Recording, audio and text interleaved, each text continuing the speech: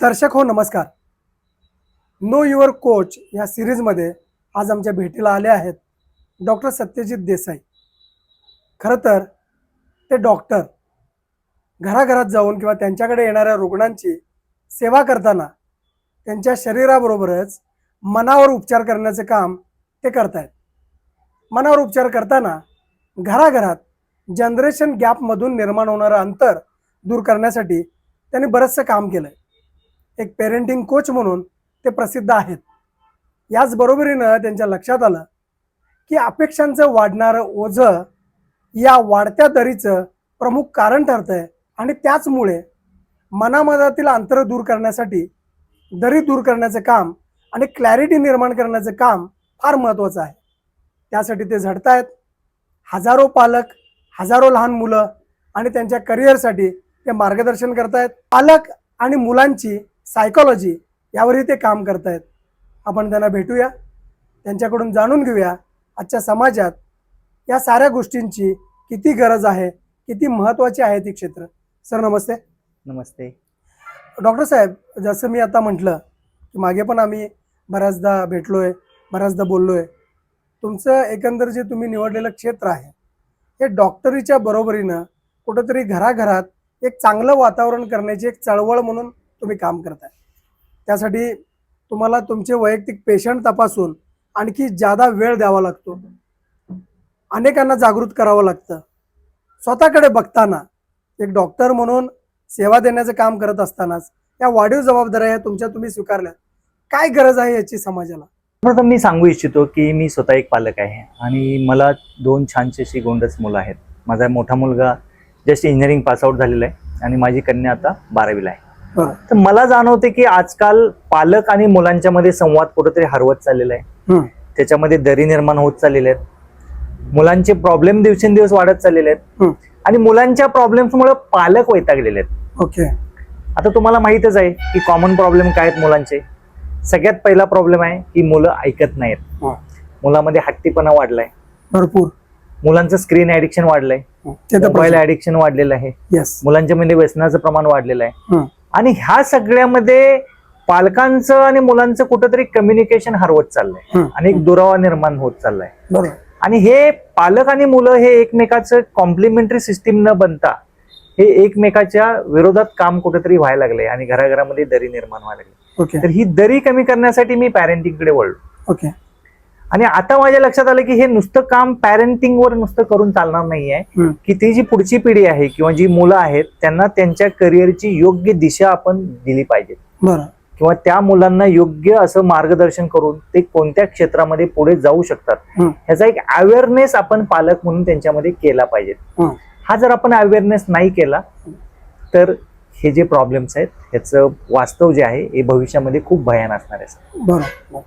आता तुम्ही खरोखर म्हणजे सुरुवातीलाच आमच्या दर्शकांचं तुम्ही लक्ष वेधून घेतलं ते प्रॉब्लेम्सकडे. मुलं ऐकत नाहीत, मुलं प्रचंड हट्ट करतात आणि स्क्रीन टाईम हा त्यांना कुठेतरी ॲडिक्शनकडे घेऊन जायला लागले. तर हे प्रॉब्लेम्स जेव्हा रुग्ण किंवा त्यांचे आई वडील तुमच्याशी बोलतात, तुम्हाला सांगतात आणि त्यातून त्यांच्या पेरेंटिंगला येणारे अडथळे तुमच्या लक्षात येतात, तेव्हा नेमकं कशा प्रकारे तुम्ही मुलांना किंवा पालकांना मार्गदर्शन सध्या करताय? हे बघा, मुलं ज्यावेळी स्क्रीन ऍडिक्ट झालेत त्याला कुठे ना कुठेतरी पालक जबाबदार आहेत. बरोबर. आजकालच्या धकाधकीच्या जीवनामध्ये बोथ पॅरेंट्स वर्किंग आहेत. आई पण कामाला जाते, वडील पण कामाला जातात.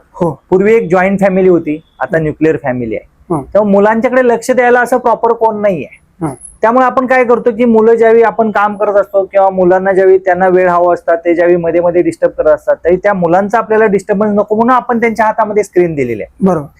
आणि आता ते स्क्रीनवर डिपेंडेंट झालेत. ज्यावेळी आपण मुलांना वेळ द्यायला पाहिजे होता त्यावेळी तो वेळ न देता आपण त्यांच्या हातामध्ये स्क्रीन दिलेली आहे आणि मग हे कुठेतरी गॅप निर्माण झालेला आहे सर. ओके. आणि आता एक वेळ असतो रिपेअर करण्याचा आणि एक वेळ असतो प्रिपेअर करण्याचा. तुम्ही जर मुलांना प्रिपेअर नाही केला तर पुढे जाऊन कुठेतरी जसं आपण एखाद्या गॅरेज मध्ये जाऊन गाडी रिपेअरी करतो किंवा एखाद्या शोरूम मध्ये जाऊन टीव्ही रिपेअरी करतो, कॉम्प्युटर रिपेअरी करतो, तसं ह्या मुलांना भविष्यामध्ये रिपेअर करावं लागणार आहे.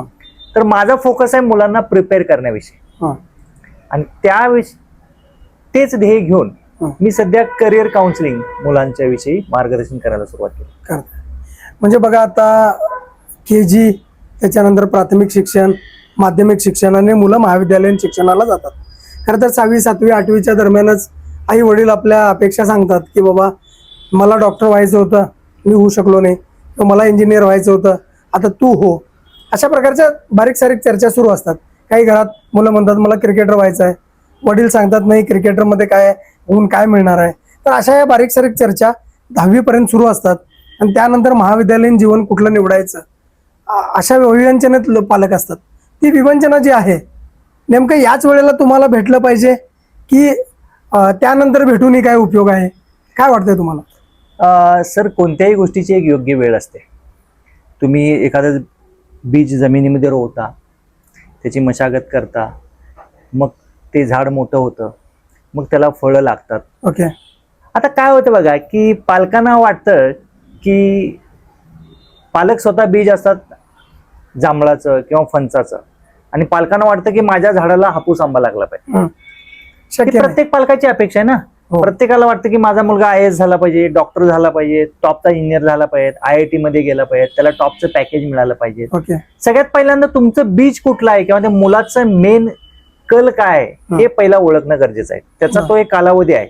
म्हणजे पालक बऱ्याच वेळेला कधी जागरूक होतात की 10वीची परीक्षा झाल्यानंतर कोचिंग क्लासेसला ज्यावेळी ऍडमिशन घ्यायचंय मुलांना त्यावेळी पालक जागरूक होतात की मग आजचा कॉमन ट्रेंड आहे की मेडिकलला जायचं तर नीट प्रिपरेशनला जा, इंजिनिअरिंगला जायचं JEE प्रिपरेशन करा. मग मार्केटमध्ये हे सगळे बिझनेसेस उभा राहिलेत. एज्युकेशन इंडस्ट्री म्हणजे एक बिझनेस झालेला आहे, कोचिंग इंडस्ट्री म्हणजे तो पण भयानक बिझनेस झालेला आहे.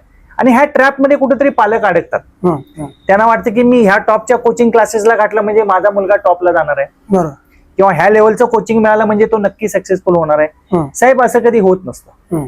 मुळात तुमच्या मुलाचं बेसिक प्रिपरेशन चांगलं झालं पाहिजे. ओके. ते बेसिक प्रिपरेशन होण्यापूर्वी तुम्ही तुमच्या मुलाची कल चाचणी केली पाहिजे. आजकाल जर बघायला गेलं तर मार्केटमध्ये 2 प्रामुख्यानं आम्ही चाचण्या करतो, ती म्हणजे DMIT. DMIT म्हणजे काय की डर्मॅटोग्लायफिक्स मल्टिपल इंटेलिजन्स टेस्ट. ओके. म्हणजे तुमच्या मुलांच्या बोटांचे ठसे घेतले जातात. आपल्या बोटांचे जे ठसे आहेत, जे फिंगरप्रिंट्स आहेत, that is replica of our brain. तुमच्या मेंदूचं ते प्रतिबिंब आहे.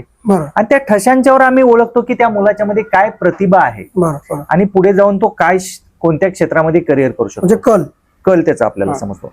सेकंड असते की सायकोमेट्रिक अनालिसिस टेस्ट. ह्याच्यामध्ये सगळ्या गोष्टी असतात. लॉजिकल ॲबिलिटी असते, त्याच्यानंतर रिझनिंग असतं, मॅथमॅटिकल त्याचं हे बघितलं जातं. ह्या सर्व गोष्टी ते आपण टेस्ट करतो. म्हणजे साधारणतः आपण लहान वयामध्ये मुलांना स्कॉलरशिपच्या परीक्षेला बसवतो, नवोदयच्या परीक्षेला बसवतो, किंवा आणि कुठल्या कुठल्या परीक्षांना बसवतो.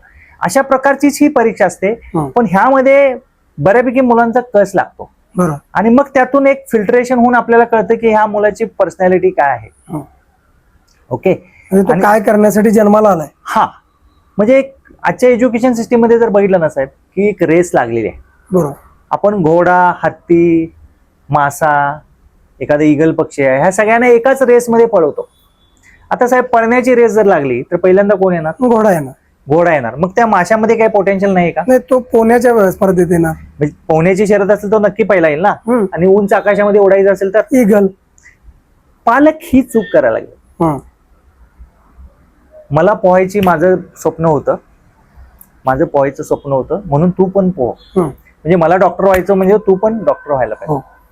किंवा मला इंजिनियर होता आलं नाही, मला IAS होता आलं नाही, म्हणून तू पण हो. मग त्याच्यासाठी मी फी भरायला तयार आहे, मी कोचिंगला घालायला तयार आहे. पण त्याच्या आधी तुमचं मूल काय, त्याचं पोटेन्शियल काय आहे, तो ईगल आहे का, घोडा आहे का, हत्ती आहे का, त्याच्या स्ट्रेंथ काय, हे कोण बघणार, त्याचे विकनेसेस काय आहेत. आणि ह्यामध्ये आम्ही स्वॉट अनालिसिस करतो.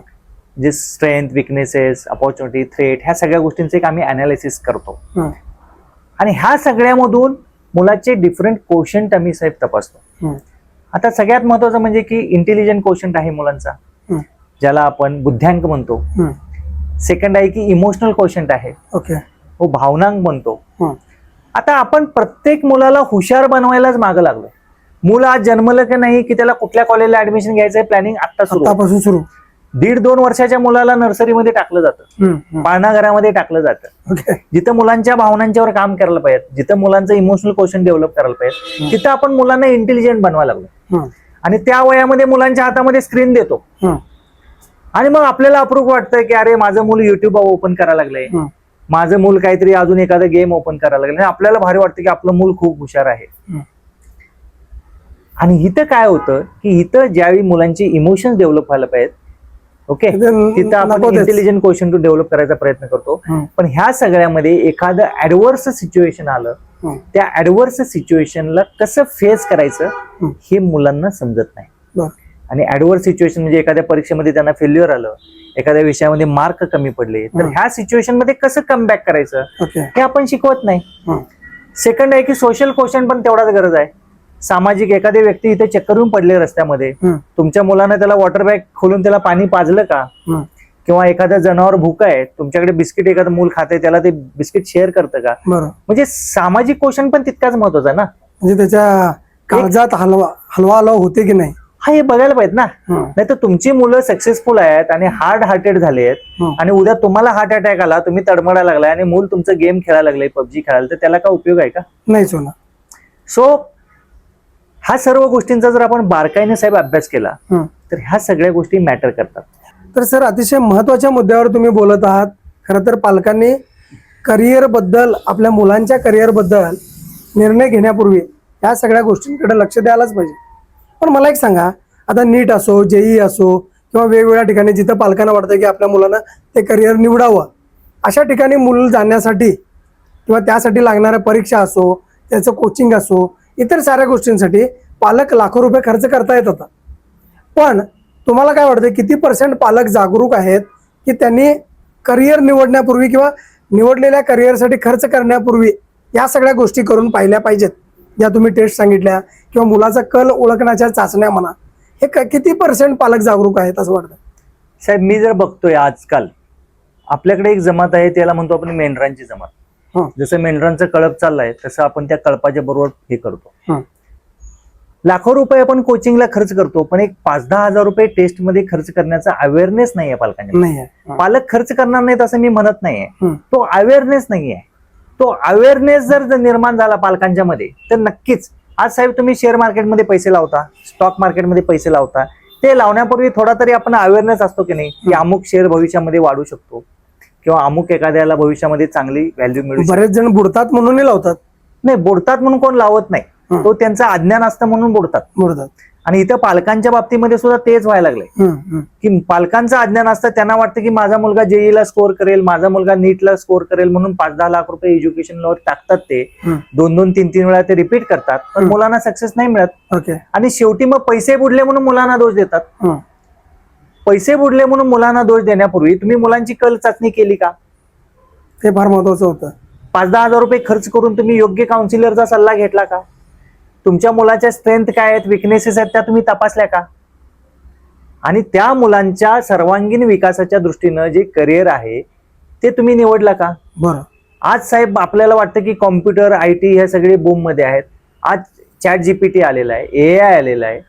आज परत खऱ्या अर्थानं एकीकडे बघितलं तर जागतिक मंदी ह्या इंडस्ट्रीमध्ये सुरू होऊ शकते. झालेले आता ऑलरेडी झालेलं आहे. परवाच मी आमचे एक डॉक्टर आहेत, सिनियर डॉक्टर, त्यांच्याशी चर्चा करत होतो की 80 लाखाचं पॅकेज होतं एका इंजिनियरला आणि त्याला ओव्हरनाईट कामावरून काढून टाकलं, पण दुसऱ्या दिवशी त्यानं आत्महत्या केली. बरोबर. मग ज्या माणसानं 80 लाखाचं पॅकेज आहे त्याला सर्वाइव्ह होण्यासाठी 8 लाखाची नोकरी मिळणार नाही का? नक्कीच मिळू शकते. मग तो आत्महत्याकडे का जातो? कारण त्याला पॅकेजसाठी पालकांनी तयार केले, ऍडव्हर्स सिच्युएशनसाठी तयार केलेलं नाही. ऍडव्हर्सिटी जर लाईफ मध्ये आली, तुमच्या एखाद्या याच्यामध्ये अचानक तुमचं करिअर थांबलं, पैसे यायचे थांबले किंवा तुम्ही जॉबलेस आहे, तर ह्या सिच्युएशन मध्ये करायचं काय? त्याच्यासाठी आपण प्रिपेअर नाही करत. सो सगळ्यात महत्वाचं म्हणजे आपण योग्य वेळी मुलांची कल चाचणी केली पाहिजे.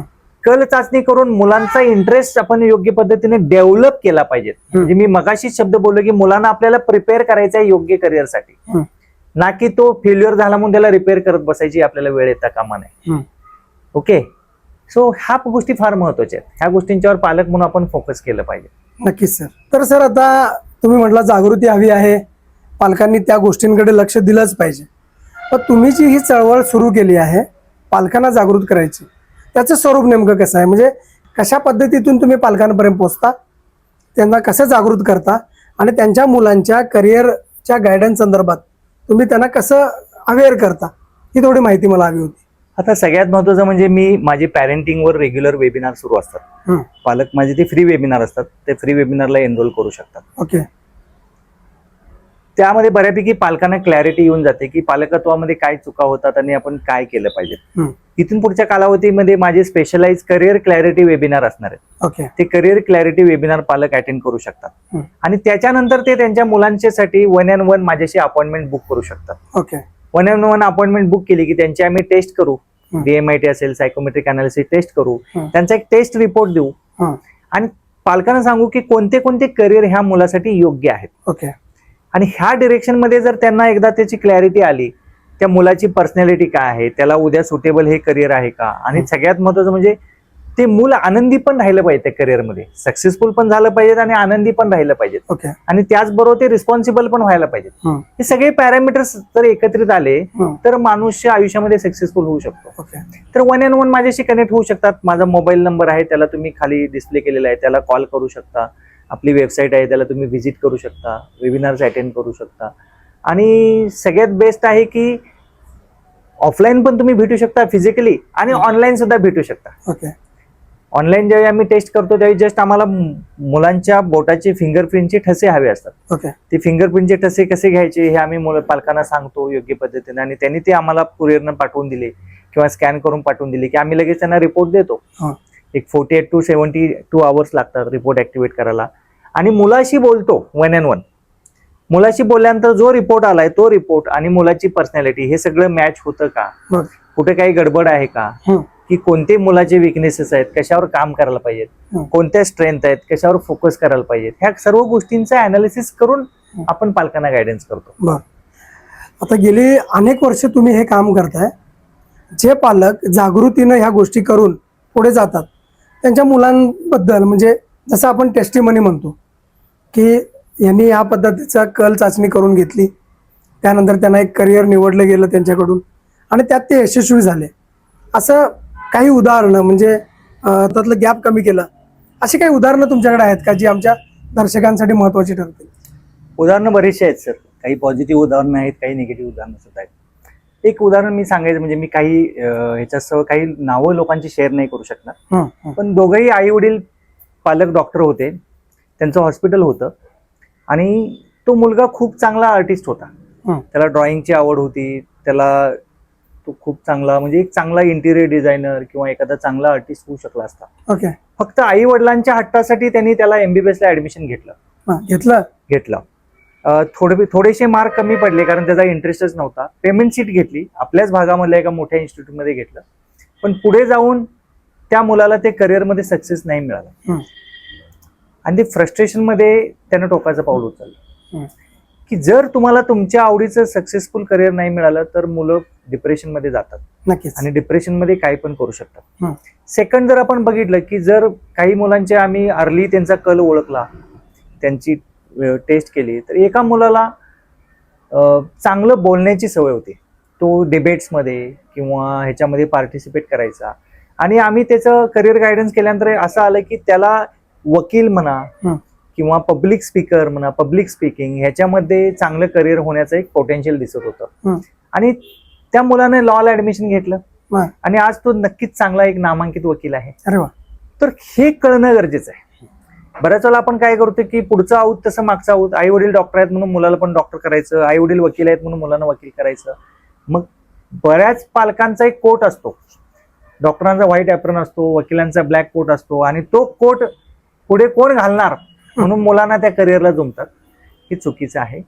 मुलांचं काय इंटरेस्ट आहे, कोर इंटरेस्ट आहे, हे आयडेंटिफाय करणं गरजेचं आहे. आणि एक 7वी-8वीच्या मुलाची तुम्ही टेस्ट करू शकता. तेच मी तुम्हाला तेच विचारणार होतो की योग्य वय काय.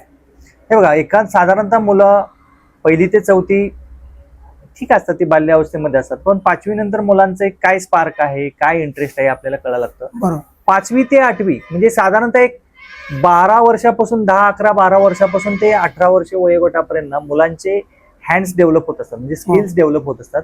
आणि ह्या कालावधीमध्ये आपण आयडेंटिफाय करणं गरजेचं आहे. आणि ह्या कालावधीमध्ये एक साधारणतः 5वी-6वी पासून एक 10वी पर्यंत, इव्हन तुम्ही 10वीला मिस झाले तर 11वी ऍटलिस्ट 12वी जे तुम्हाला मिळेल ॲज अर्ली ॲज, जोपर्यंत तुम्ही त्या एखाद्या करिअरच्या ट्रॅपमध्ये अडकणार. किंवा बऱ्याच वेळेला असं होतं की एखाद्या कॉलेजला ऍडमिशन घेतलं आणि तुम्हाला त्याचा इंटरेस्टच नव्हता, मग 1 वर्ष गेले, 2 वर्ष गेले, मुलं पास होत नाहीत, कॉलेजमधून फोन यायला लागतो, मग पालक काय करतात, मग त्याचा तिथून दाखला काढतात आणि मग दुसऱ्या एखाद्या कॉलेजमध्ये नेऊन ऍडमिशन घेतात. हे बरीचशी उदाहरणं आहेत. बरोबर, सो अर्ली तुम्ही 5वी ते 8वी 9वी 10वी पर्यंत जेवढं तुम्ही कराल महत्वाचं आहे. तेवढं महत्वाचं राहतं. पण 10वीच्या पूर्वी तरी ही टेस्ट करणं गरजेचं आहे. आता समजा एखाद्यांची झालेली नसेल 10वी पर्यंत, हा. पण पुढचं करिअर निवडण्यासाठी एखाद्यांची इच्छा आहे, ते करू शकतात. म्हणजे मॅक्झिमम आज असं आहे की तुमचा समजा एखादा मुलगा एखाद्या कॉलेजमधून ग्रॅज्युएट जरी झालेला आहे आणि त्याला त्या करिअरमध्ये इंटरेस्ट वाटत नाही, तरी सुद्धा तुम्ही त्याची डीएमएटी करू शकता. रस्ता चुकलायला हा, म्हणजे तो आयुष्यभर चुकण्यापेक्षा 2 वर्ष त्याची पुन्हा तो घेऊन स्वतःला रिसेट करू डिसाईड करू शकेल. हा, फार महत्वाचं. तुम्हाला जायचंय मुंबईला आणि तुम्ही त्याला बसवलाय बेंगलोरच्या गाडीत, तू मुंबईला जाणार कसा? चुकीचं आहे. ती गाडी उतरून त्याची गाडी बदलायला लागेल ना. करेक्ट. आणि आजकाल काय आहे की गाडीनं जायची गरज नाही, आता विमान पण आलेत. तो फास्ट ट्रॅक मध्ये सुद्धा त्या करिअरला जाऊ शकतो. बरोबर. आजकाल चॅट जीपीटी आहे, एआय आहे, सगळे जे काही ट्रान्सफॉर्मेशन आहे जगामध्ये, शिक्षण आता ऑफलाईन मधून ऑनलाईन मोड मध्ये आलंय. बरेचसे कोर्सेस तुम्ही तुमच्या घरात राहून फक्त लॅपटॉपवर शिकू शकता. त्याच्यासाठी तुम्हाला फिजिकली शाळा कॉलेजमध्ये जायची गरज नाहीये. इथून पुढे कॉलेजेसमध्ये तुम्ही बघा की लेक्चर्स होत नाहीत म्हणून मुलं कॉलेजला जात नाहीत. नक्कीच. आणि लेक्चरर म्हणतात की मुलं कॉलेजला येत नाहीत म्हणून आम्ही तिथं शिकवायचं, कोणाला रिकाम्या खुर्च्यानं शिकवायचं का? ही परिस्थिती आहे शाळा कॉलेजेसची. आणि एज्युकेशन सिस्टीम मध्ये सुद्धा हे संक्रमण होणार आहे की एज्युकेशन हे इन फ्युचर ऑनलाईनच होणार आहे. बरेचसे टेस्ट जे आहेत त्या सुद्धा ऑनलाईनच होणार आहेत. आणि तिथं हे कुठेतरी ट्रॅडिशनल गोष्टी आहेत ह्या मागे पडणार आहेत. सर, एक शेवटचा प्रश्न विचारतो तुम्हाला. जागृतीचा अभाव, त्याबद्दल तुम्ही जागृती करताय. अनेक पालकांनी आपल्या मुलांची दिशा ठरवण्यासाठी, त्यांचा कल ओळखण्यासाठी हे सगळं करणं गरजेचं आहे. पण एक प्रश्न आहे, सर्वसामान्य वर्गातल्या लोकांना परवडण्यासारख्या ह्या गोष्टी आहेत का? काय फार महाग आहेत? म्हणजे लोक जर तिकडे वळत नाहीत तर आपल्या खिशाकडे बघून वळत नाहीत का? काय म्हणजे कारण काय असेल? सर, आज बरेचसे पालक मुलांना कोटामध्ये ठेवतात, बरेचसे पालक मुलांना ॲलन मध्ये ठेवतात, बेंगलोरला ठेवतात. हे कोचिंग क्लासेसच्या फी स्वस्त आहेत का? प्रचंड.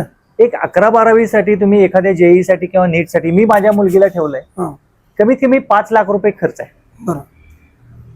त्या 5 लाखाच्या तुलनेमध्ये 5 ते 10 हजार जर तुम्ही खर्च करताय ह्या टेस्टसाठी, म्हणजे त्या फीच्या 1 to 2% खर्च जर तुम्ही त्या मुलांच्या टेस्टवर केला तर तुमचे 5 ते 10 लाख रुपये जे उद्या भविष्यात बुडणार आहेत ते वाचू शकतात. बरोबर. आणि ते जर तुम्ही त्या मुलाच्या योग्य करिअरवर इन्व्हेस्ट केले तर तुम्हाला रिझल्ट पण चांगले मिळू शकतात. नक्कीच. तर ह्या टेस्ट कॉस्टली अजिबात नाही आहेत. त्याच्यासाठी तुम्हाला कुठले लाखो रुपये खर्च करायची गरज नाही. हार्डली 5-10 हजारच्या कॉस्टमध्ये ह्या टेस्ट होतात. त्याच्यामध्ये डिटेल सायकोमेट्रिक अनालिसिस केली जाते, डिटेल रिपोर्ट सबमिट केला जातो, मुलांना करिअर क्लॅरिटी पाथ दिला जातो, प्लस 1-on-1 काउन्सिलिंग सेशन्स दिले जातात. ओके. मुलांच्या सोबत 3 ते 4 सेशन्स होतात. कारण फक्त करिअर क्लॅरिटी पालकांना येऊन चालत नाही, त्या मुलाला सुद्धा त्या करिअरचा अवेअरनेस होणं गरजेचं आहे. मुलाला सुद्धा एक कॉन्फिडन्स देणं गरजेचं आहे की तू हे क्षेत्र तुझ्यासाठी योग्य ठरू शकतं. बरोबर. आणि तू ह्याच्यावर विश्वास ठेवून पुढे वाटचाल कर. आणि मुलं आपली हुशार असतात, फक्त त्यांना कॉन्फिडन्स द्यायची गरज असते. हा कृषीप्रधान देश आहे. शेतीमध्ये आपलं जर पीक चांगलं यायचं असेल तर माती परीक्षण करावं लागतं, हे आज प्रगतशील शेतकऱ्यांनी ओळखलंय. आणि मातीबरोबरच पाण्याचीही तपासणी हवी. तसंच आज जर आपल्या मुलांची करिअर घडवायची असतील तर त्यांचा कल नेमका कुठं आहे, त्यांना कुठल्या दिशेला जायला आवडेल, किंवा ते काय बनण्यासाठी जन्माला आलेत हे तपासण्याची खरी गरज आहे. हे डॉक्टर सत्यजित देसाईंबरोबर बोलल्यानंतर आमच्या लक्षात आलंय. तुम्ही जर पालक असाल तर डिस्क्रिप्शनमधील किंवा कॉमेंटमधील डॉक्टर देसाईंच्या वेबसाईटला क्लिक करायला विसरू नका.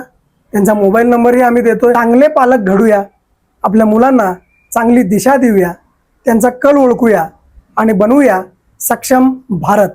यासाठी लाईक करा, शेअर करा, कॉमेंट करा आणि हा व्हिडिओ जास्तीत जास्त लोकांपर्यंत पोचवायला विसरू नका, कारण घराघरात बदल घडणं फार महत्त्वाचं आहे.